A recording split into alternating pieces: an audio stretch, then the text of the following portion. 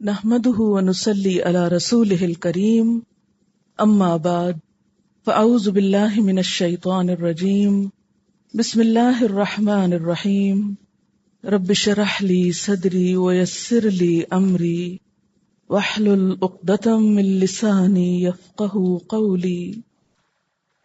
فرمایا ان كثيرا من الاحبار والرهبان ليأكلون اموال الناس بالباطل، کہ بہت سے احبار اور رہبان لوگوں کے مال باطل طریقے سے کھاتے ہیں. باطل طریقے کون سے تھے؟ مثلا اس پر ایک تاریخی واقعہ حضرت سلمان فارسی رضی اللہ تعالی عنہ کی روایت سے پتہ چلتا ہے. حضرت سلمان فارسی فرماتے ہیں کہ میں اصفہان یعنی ایران کے علاقے کا ایک فارسی نسل نوجوان تھا. جس بستی میں ہم رہائش پذیر تھے وہ جش کے نام سے مشہور تھی. میرا باپ اس بستی کا سردار تھا. وہ تمام بستی والوں میں زیادہ مالدار اور روب اور دبدبے کا مالک تھا.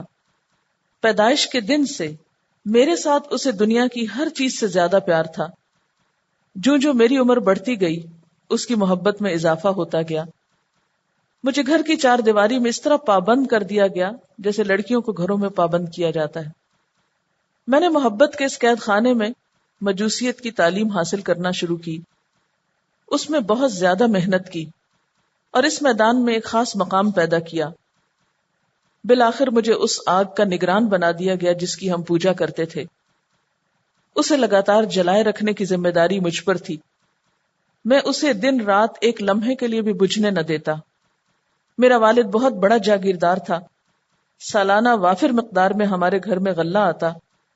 روزانہ اس جاگیر کی دیکھ بھال میرے والد کا معمول تھا. ایک دن وہ کسی ضروری کام میں مشغول ہوئے اور مجھے حکم دیا، بیٹا میں آج کھیتوں میں نہیں جا سکوں گا، میری جگہ آپ جائیں اور کھیتوں کی نگرانی کریں. میں گھر سے تو اپنی جاگیر کی نگرانی کرنے کے لیے نکلا، لیکن راستے میں ایک گرجا کے پاس سے گزرا جس میں عیسائی پوجا پاٹ میں مصروف تھے.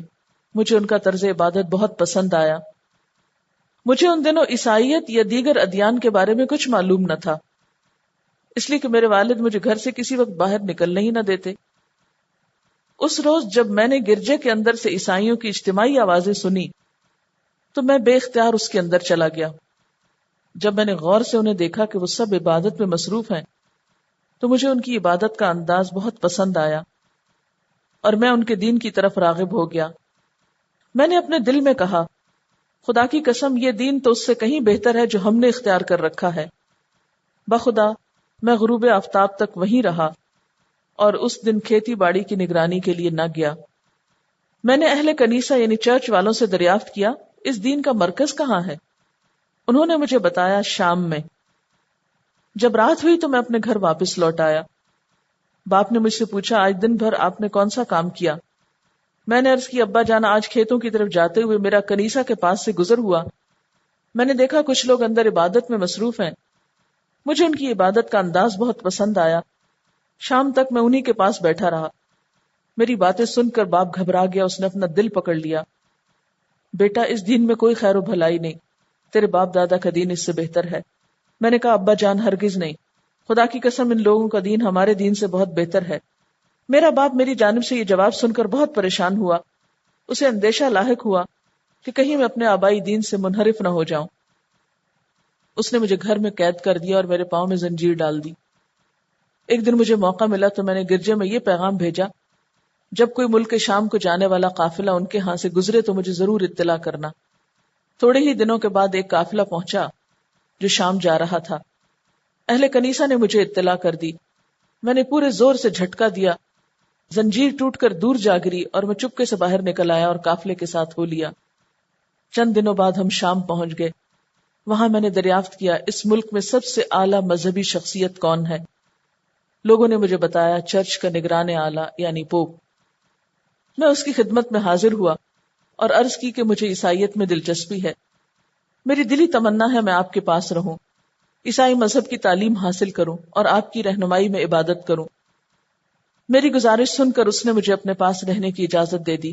میں نے جی بھر کر اس کی خدمت کی، لیکن تھوڑے ہی عرصے بعد مجھے معلوم ہو گیا کہ یہ اچھا آدمی نہیں. یہ اپنے پیروکاروں کو صدقہ و خیرات کرنے کا حکم دیتا ہے، اور جب وہ اپنے مال و متاع لے کر اس کی خدمت میں حاضر ہوتے تاکہ اس کے ذریعے صدقہ خیرات کیا جائے تو سب مال خود ہڑپ کر جاتا، فقراء اور مساکین کو اس میں سے کچھ نہ دیتا۔ اس طرح اس نے 7 مٹکے سونے اور چاندی سے بھر لیے۔ جب میں نے اس کی یہ حرکتیں دیکھی تو مجھے وہ شخص بہت برا لگا، لیکن چند ہی دنوں بعد موت نے اسے آ لیا۔ عیسائی پیروکار جب اسے دفن کرنے لگے تو میں نے ان سے کہا، تمہارا مذہبی سردار کوئی اچھا آدمی نہیں تھا، یہ تمہیں تو صدقہ و خیرات کا حکم دیتا، اور جب اس کے ترغیب دلانے پر تم اپنا مال اس کے پاس جمع کراتے تاکہ یہ اپنے ہاتھ سے غرباء اور مساکین میں تقسیم کرے، تو یہ سب مال خود ہڑپ کر جاتا اور اس میں سے ایک پائی بھی کسی مسکین کو نہ دیتا۔ انہوں نے مجھ سے کہا، آپ کے پاس کیا دلیل ہے؟ میں نے کہا، تمہیں اس کا خفیہ خزانہ بتا دیتا ہوں۔ انہوں نے کہا، بتائیے۔ میں نے انہیں وہ جگہ بتائی جہاں اس نے مال دبا رکھا تھا۔ جب انہوں نے سونے اور چاندی کے بھرے ہوئے 7 مٹکے دیکھے تو انگشت بدندہ رہ گئے۔ یہ مٹکے وہاں سے نکال لیے اور سب نے فیصلہ کیا کہ اسے دفن نہ کیا جائے بلکہ سولی پہ لٹکا کے اسے پتھر مارے جائیں۔ اس کے ساتھ بالآخر یہی سلوک کیا گیا۔ یہ جو واقعہ میں نے پڑھ کے سنایا نا، یہ بہت اچھی کتاب ہے، حیات صحابہ کے درخشاں پہلو، چھوٹے چھوٹے واقعات ہیں اس میں۔ تو اس کو اگر آپ لے لیں تو بیچ بیچ میں سے ایسے سوتے اٹھتے جاگتے اپنے بیڈ سائڈ ٹیبل پہ رکھ کے ان سارے واقعات کو پڑھ لیں تو تربیت کے لیے بہت اچھے ہیں۔ اس میں بنیادی چیز جو سنانے کی تھی وہ حصہ تھا جو اس مذہبی لیڈر کا تھا یا پادری کا تھا کہ جس نے دنیا کا مال سمیٹ رکھا تھا اور لوگوں کے ٹرسٹ کو نقصان پہنچایا۔ اسی لیے پھر لوگ جو تھے، کیونکہ اس کے فوراً بعد ہے وہ یصدون عن سبیل اللہ، وہ اللہ کے راستے سے روکتے ہیں۔ ظاہر ہے جن کا یہ اخلاق ہوگا ان کے دین پر کون ہوگا؟ پھر آپ دیکھیے کہ نبی صلی اللہ علیہ وسلم نے فرمایا تھا، لَتَتَّبِعُنَّ سُنَنَ مَنْ كَانَ قَبْلَكُمْ، تم بھی ان لوگوں کے طریقوں کی پیروی کرو گے۔ یعنی افسوس یہ کہ یہ کردار آج مسلمانوں کے بھی مذہبی طبقے میں آ گیا ہے۔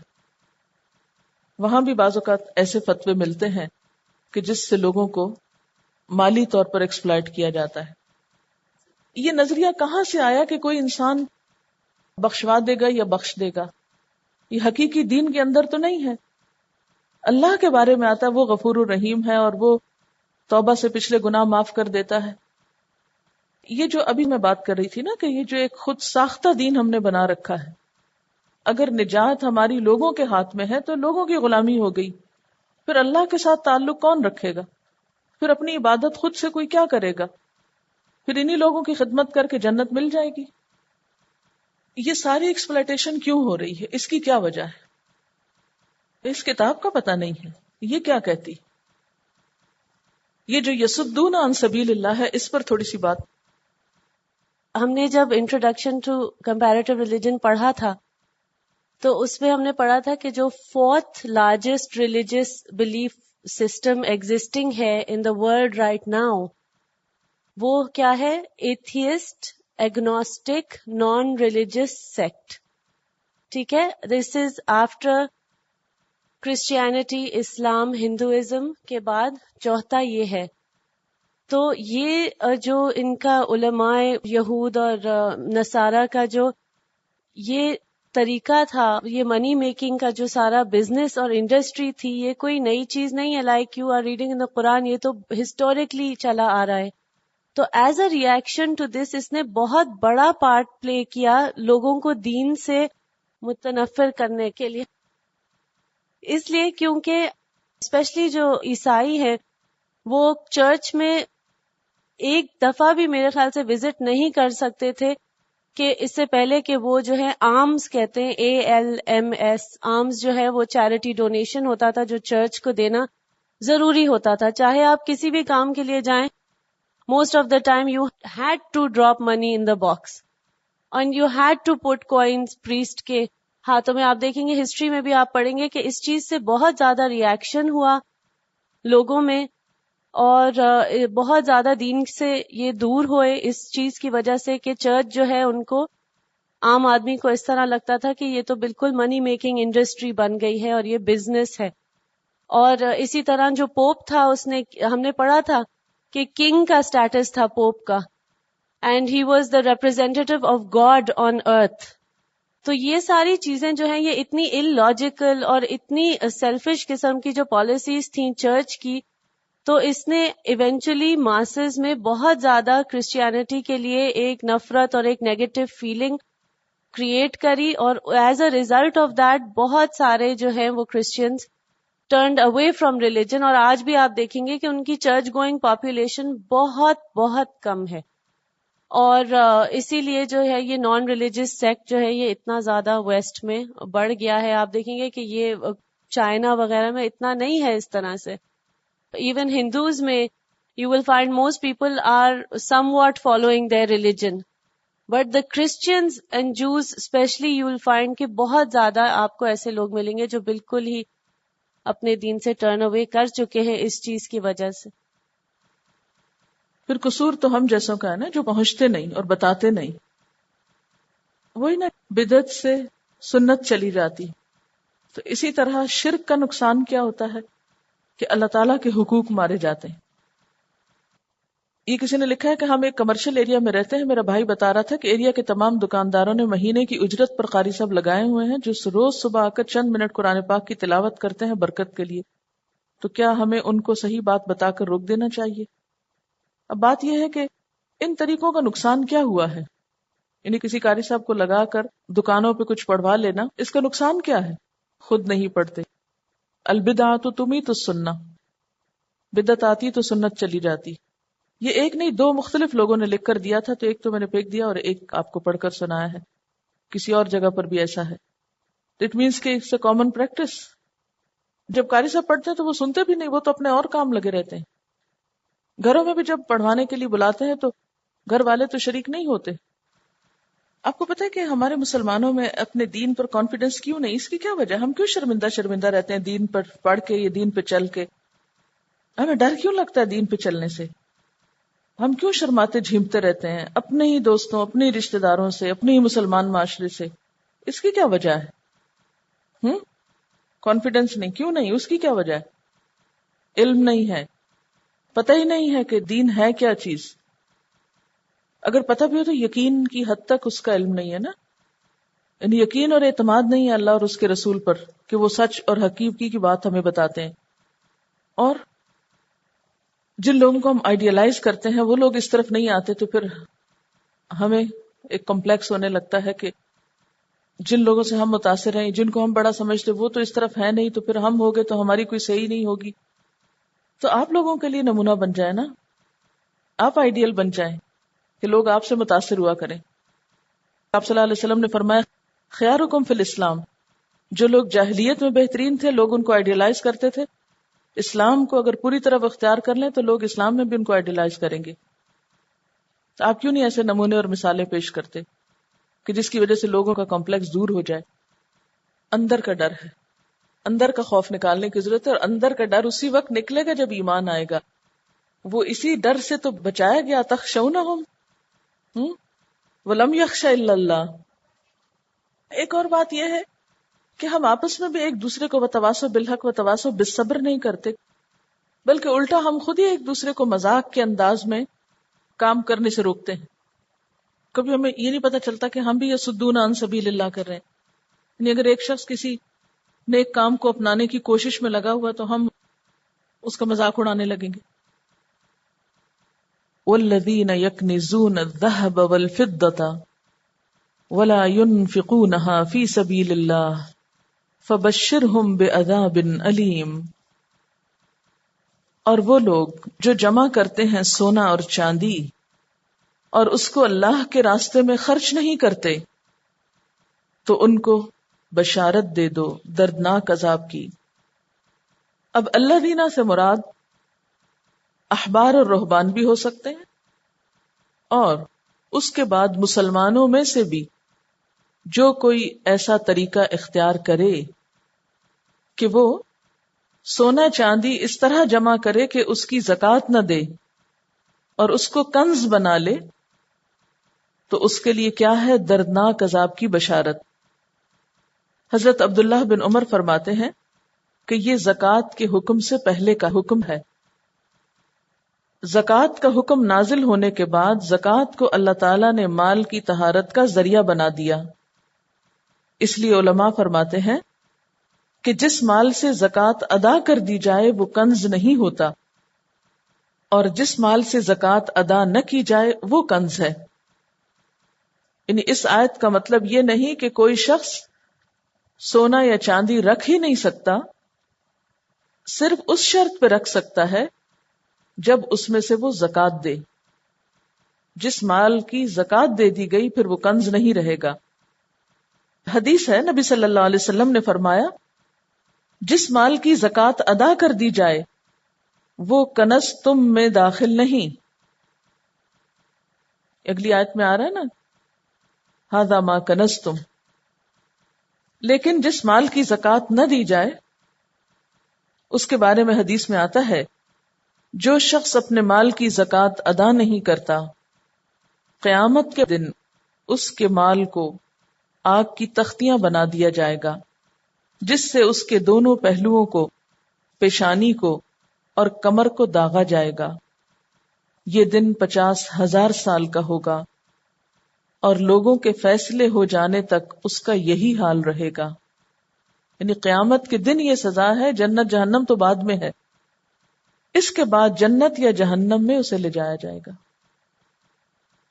یعنی حشر کے میدان میں وہ دن جو 50,000 سال کا ہے، اس دن میں اس کو یہ سزا ملے گی جو زکوٰۃ ادا نہ کرے۔ اور پھر آپ دیکھیں کہ خاص طور پر جو کہا گیا یوم یحمى علیہا فی نار جہنم فتکوی بہا جباہہم وجنوبہم وظہورہم، ایک دن آئے گا کہ اسی سونے چاندی پر جہنم کی آگ دہکائی جائے گی، پھر اسی سے ان لوگوں کی پیشانیوں اور پہلوؤں اور پیٹھوں کو داغا جائے گا، اور کہا جائے گا ھذا ما کنزتم لانفسکم، یہ ہے جو تم نے اپنے لیے خزانہ جمع کیا تھا، فذوقوا ما کنتم تکنزون، تو چکھو جو کچھ تم جمع کر رہے تھے، اپنے جمع شدہ خزانے کا مزہ اب چکھو۔ یحما کا لفظ جو ہے میم یہ سے ہے، مانا ہے خوب گرم کرنا، تپانا، اور تکوا کا لفظی مطلب کیا ہے؟ تکوا کا مطلب ہے کاف واو یہ سے لوہے یا کسی دوسری دھات کے آلے کو آگ میں سرخ کر کے اس کو جلد پر رکھ کر داغ دینا، جیسے استری وغیرہ ہوتی ہے نا، کبھی استری ٹچ کر جائے تو کتنے دن چھالے بنے رہتے ہیں۔ کاویہ اس اوزار کو کہتے ہیں جس سے داغ لگایا جاتا ہے۔ اور جباہ جبہتن پیشانی کو کہتے ہیں، یعنی پیشانی جو عزت کا معیار ہے، کیونکہ زیادہ دولت انسان جمع کیوں کرتا ہے کہ اس کی وجاہت بنے، اس کی شان و شوکت بنے۔ جنوب پہلو موڑتا تھا وہ حق سے، ظہور پشت یعنی پیٹھ پھیر جاتا تھا اللہ کا حکم سن کر، کچھ بھی اس پہ اثر نہیں ہوتا تھا۔ تو آپ یوں ہی سمجھے کہ جیسے استری کو تپا کے کسی کے چہرے پہ لگائی جائے، پھر پہلوؤں پہ لگائی جائے، پھر پیچھے لگائی جائے، تو اس کا حال کیا رہے گا؟ یعنی جب کوئی سائل زکوٰۃ کا طلبگار یا صدقے کا اس کے پاس آتا تھا تو اس کی پیشانی پہ بل آتے تھے اس کو دیکھ کر، یعنی ضرورت مند کو دیکھ کر اس کا ماتھا ٹھنک جاتا، تو اس لیے ماتھے پہ داغ لگایا جائے گا۔ پھر وہ اس سے نظر بچانے کے لیے پہلو موڑ لیتا، اس لیے پہلوؤں پہ داغ لگایا جائے گا، اور پھر پیٹھ پھیر کے چلا جاتا تو پیٹھ پہ داغ لگایا جائے گا۔ یعنی یا تو اس کا مطلب یہ کہ حق بات سن کر جو وہ منہ موڑتا تھا اس کی سزا، یا یہ کہ سائل کو ضرورت مند کو دیکھ کر جو اس کا رویہ ہوتا تھا اس پر اس کی سزا۔ اور ویسے بھی آپ دیکھیں نا کہ انسان اللہ کے راستے میں کیوں نہیں دے سکتا؟ اس لیے کہ اس کو اپنی آرام دہ زندگی سے غرض ہوتی۔ مثلا ایک شخص جو ہے وہ اپنی زندگی میں اتنا تعیش اختیار کرتا ہے کہ اپنے بیٹھنے کے لیے نرم ریشمی مخملی گدے اور صوفے اور ایسی چیزیں کہ جس سے اس کی شان و شوکت بڑھے، تو ظاہر ہے کہ پھر یہی چیزیں اس کے پہلوؤں کو زخمی کرنے اور پیٹھ کو داغنے کا ذریعہ بن جائیں گی۔ تو مراد اس سے کیا ہے کہ ایسا شخص جو دولت مند ہو پھر اس دولت کا حق ادا نہ کرے اور اس کو صرف اپنی ذات پر خرچ کرے، تو قیامت کے دن یہی سب کچھ اس کے لیے وبال جان بن جائے گا.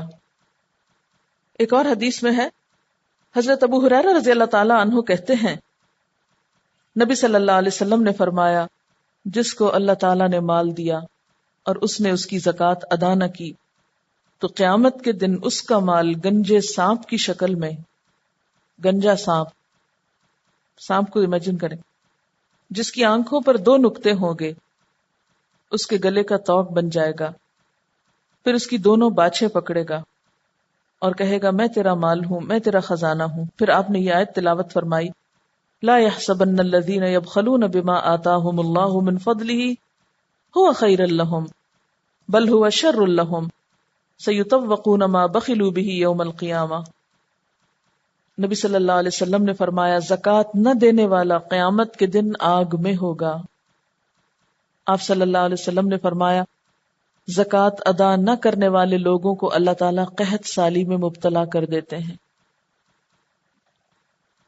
ان عدت الشہور، بے شک مہینوں کی گنتی، مہینوں کی تعداد، عند اللہ، اللہ کے نزدیک، 12 شہرن، 12 مہینے ہیں، فی کتاب اللہ، اللہ کی کتاب میں، یوم خلق السماوات والارض،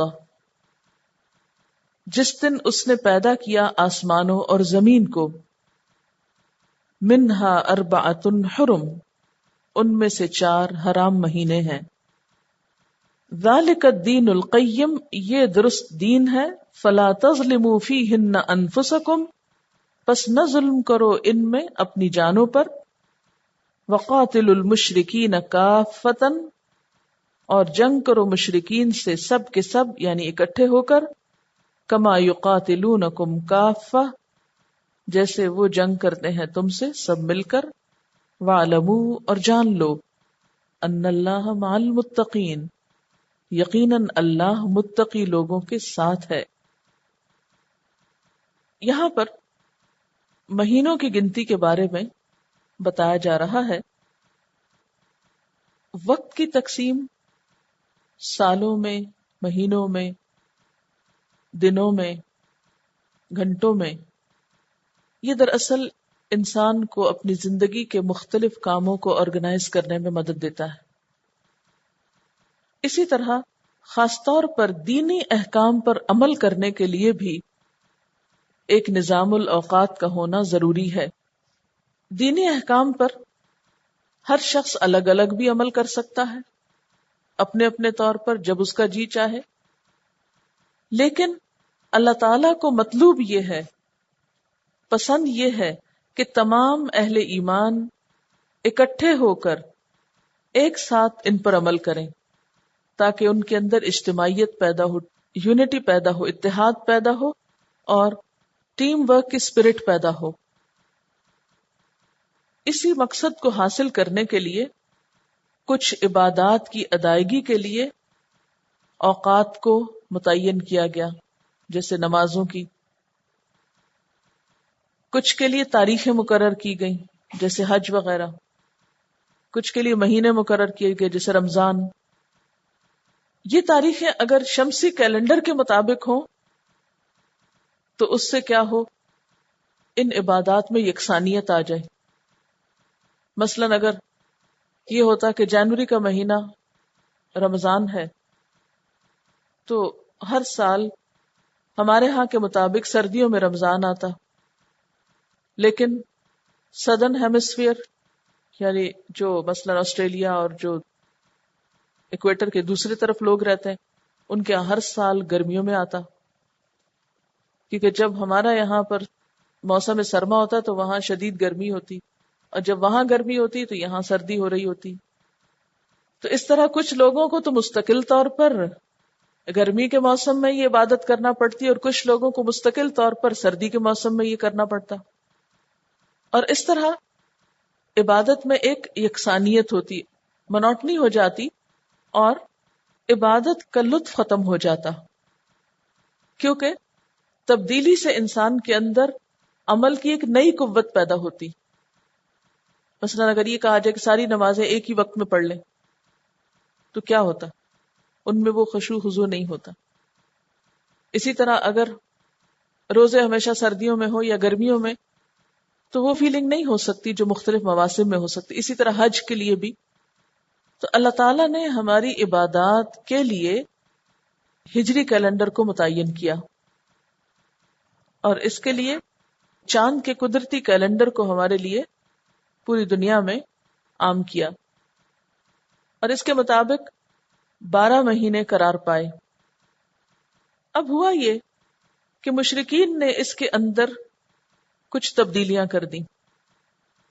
اب وہ کیا تبدیلیاں تھیں اس کے بارے میں آگے آپ پڑھیں گے، لیکن نبی صلی اللہ علیہ وسلم نے حجۃ الوداع کے موقع پہ فرمایا، زمانہ گھوم گھام کر پھر اپنی اسی حالت پر آ گیا ہے جس حالت پر اس وقت تھا جب اللہ نے آسمانوں اور زمین کی تخلیق فرمائی. کیونکہ یہاں پر آ رہا ہے نا، یوم خلق السماوات والارض. اس کیلنڈر کی ابتدا کب سے ہوئی؟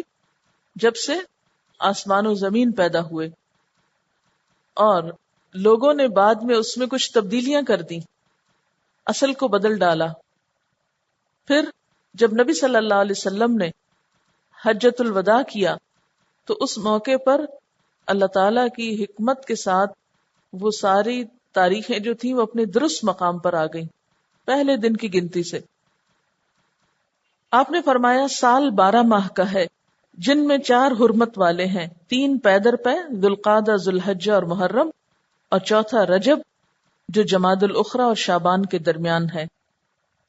یعنی 4 حرم کون سے ہیں؟ 4 حرمت والے مہینے ذوالقعدہ ذوالحجہ محرم اور رجب. پھر فرمایا ذالک الدین القیم، یہ ہے درست دین، یعنی صحیح حساب اور مکمل طریقہ، یعنی ان مہینوں کا اسی ترتیب سے ہونا یہ ہے درست طریقہ، صحیح فطری اور کائناتی دینی تقویم. جس طرح دین اسلام ایک درست طریقہ زندگی ہے اور اس کی گواہی پوری کائنات میں ہمیں ملتی ہے، اسی طرح یہ قمری جنتری یعنی چاند کا کیلنڈر اصل دینی کیلنڈر ہے. ذالک الدین القیم. جیسے آپ دیکھتے ہیں کہ کھیتی باڑی کے لیے صحیح موسم کا ہونا ضروری ہے نا، اس کے بغیر چیزیں نہیں اگتی نا. اسی طرح دینی کاموں کے لیے بھی صحیح تاریخ کا ہونا ضروری ہے، ورنہ وہ دینی کام قبول نہیں ہوتے. مثلا 9 ذی الحج کی بجائے اگر آپ 10 ذی الحج کو عرفات میں جائیں تو آپ کا حج نہیں ہوگا. اگر رمضان کی بجائے آپ شوال میں پورا مہینہ روزے رکھیں تو آپ کو وہ برکت اور وہ ثواب اور وہ فریضے کی ادائیگی نہیں ملے گی.